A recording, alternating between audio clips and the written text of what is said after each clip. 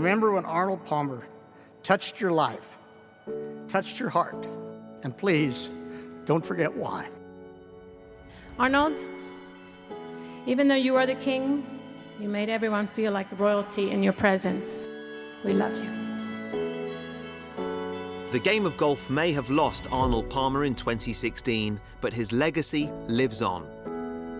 Over the coming weeks, we'll hear from the people who knew him best, his family, his friends, as well as those whose lives he touched without even meeting them. Doug Ferguson is one of the most respected golf writers in the world and knows more than most about the life of the man known as the King.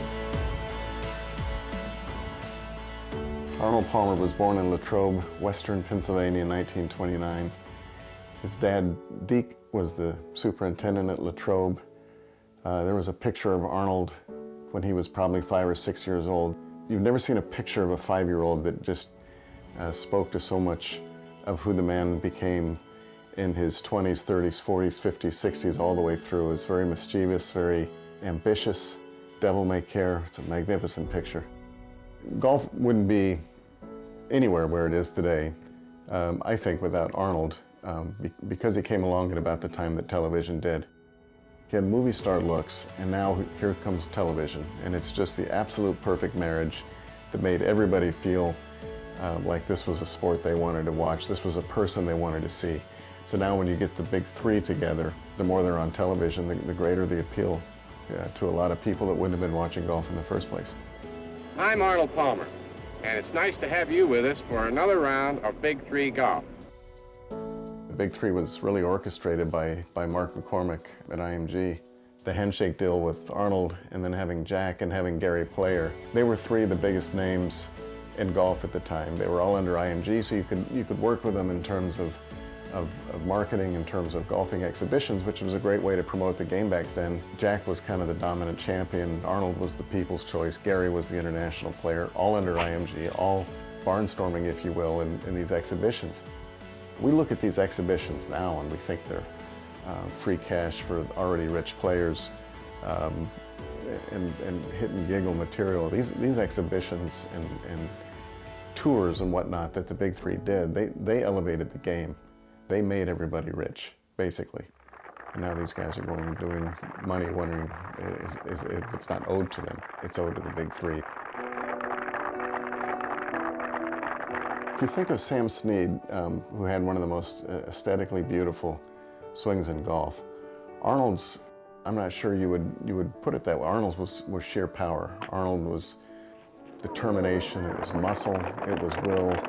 I forgot who it was that said it, that when he hits the ball, the ground shakes, and you could see that in every swing he had. He knew how to win, he loved winning, and he knew how to get it done.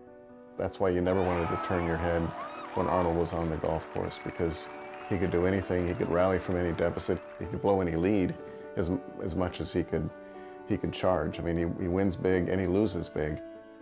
If you look at the sheer numbers of wins, others have had more wins. Loads of others have had more majors.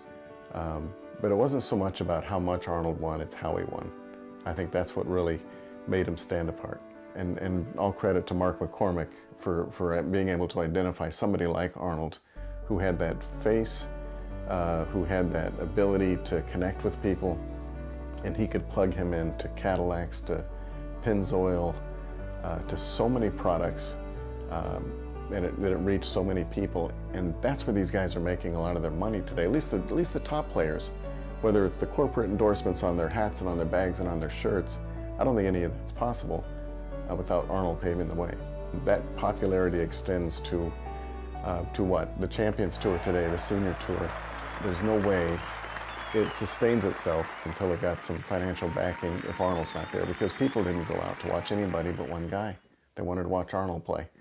And now you've got Bernhard Langer making more in 1 year than Arnold made in an entire lifetime on the PGA Tour because of what Arnold did. He gave them the ultimate mulligan in golf.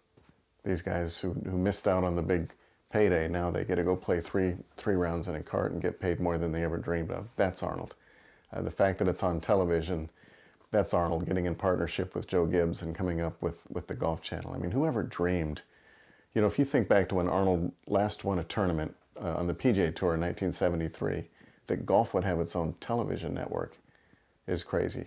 And that was part of Arnold's vision. And he never wanted to take an easy way out at Golf Channel. He wanted to be patient with it, and he wanted to invest in it the right way. And here we are with them televising tours all around the world. As a person, there's a great example to me, being up in his office for 25, 30 minutes on a number of topics. And during that time, these two gentlemen from Golfdom magazine had knocked on the door, let in, and Arnold had done some things for him. And the way he got up from his desk, laughed, thumbs up, handshake, pat on the back, spoke to him for 5 minutes. You'd have thought they were best friends. You'd have thought they'd known each other for 20 years.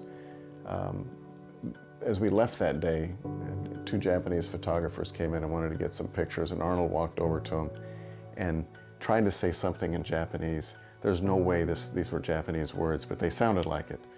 And they had the biggest laugh, and he wrapped his big arms around one of them with a big hug, and everybody walked out the room feeling so great. That's what Arnold did, I think, more than anything. You could talk about his charisma and how much he had more than any other golfer. You could talk about his decency or the standards or his honesty and his telegenic looks and everything. But more than anything, Arnold made you feel good. And I think that was his absolute greatest legacy.